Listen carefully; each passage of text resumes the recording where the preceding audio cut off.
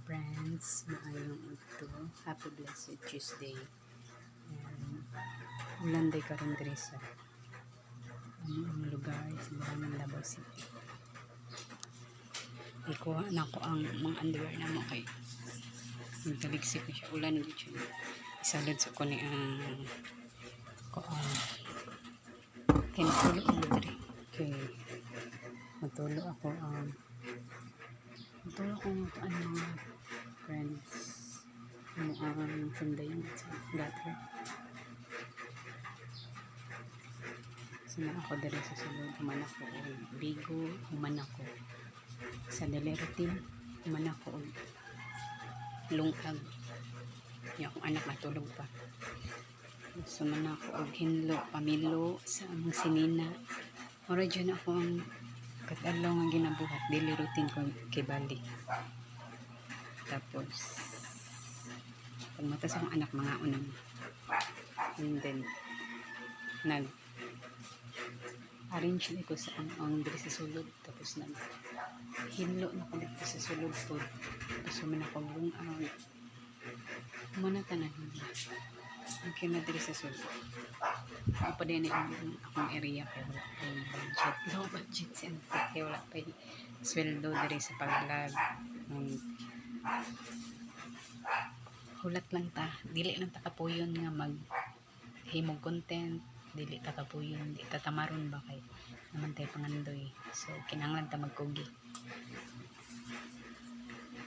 Mura man yung gipangayo ni Boss Meta ang kaning mag-post, mag-himog content, ng video na basta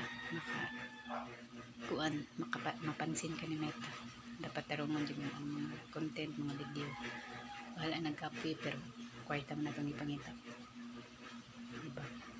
So kita ka po yun sa YouTube kuan po sana mapansin ako ni Meta, ni Algo na monetize na ko kay na-monetize naman ako pero nagka-issue man ako ang account ko, nag-post ko ka ng fake na information, so mauto na nasilip ni Boss Meta. Tapos dito ko na nadugay og kuan monetize ng Meta na moto ko ang nalabag nga rules ni Boss Meta og ang pagdubli-dubli share sa mga post.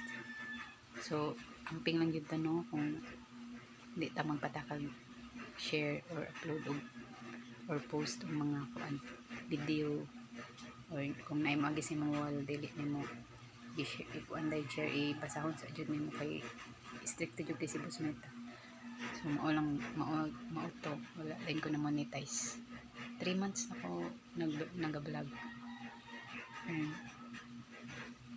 Maura to akong nalabang na rules kay first time magud ako mag-vlogger niya. Wala ko kabalo sa mga rules ba, so parang mas maayo jud na magtan-aw og mga tutorial no para dili ta ma-ignorante ba. And then sa YouTube pod wala man ko nalabag na rules. Okay man ang akong YouTube channel. Daghan pod views, sana katong mga 500 views na ko or 400 views, 500 views pataas. Sana mag-subscribe po tanan para ma-complete na nako ang requirements nga ipangayo ni YouTube para monetize na ko. Sana mo na kong giampo kay para tupad akong mga project ba sa akong kimbuhi, sa akong diri sa ko ang area sa akong balay. Kay lisod naman ganda dawat sa trabaho kay over-age na ta, 32 years old ko. Tapos dili na kinanglan mga batan-on diri sa Pilipinas, magudlahi ang balaod diri, lahi ang atuang culture, lahi ato ang mga kuan kanang mga patakaran sa trabaho, naay kanang limit og edad, limit sa edad, dili pareha sa laing nasod gani nga as long as mo kuan ka, magtrabaho ka or kuan kaya pa namang matrabaho, trabaho jud sa ilaha dito. Mao nang asenso sila niya. Ilaha pong kuan dito, trabaho ra jud kugihan sila niya. Ilahang gobyerno po dito okay, dili kurakot. Dili pa rin diri sa Pilipinas nga mga buaya, mga kurakot.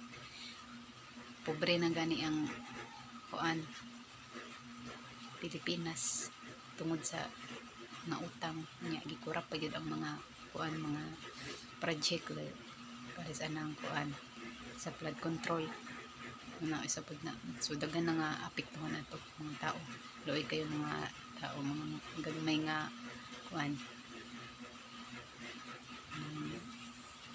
minsan ni tawag ani gagmay nga mga minsan tawag gagmay nga mga indigents mga pobre nga kuan mamamayan ba.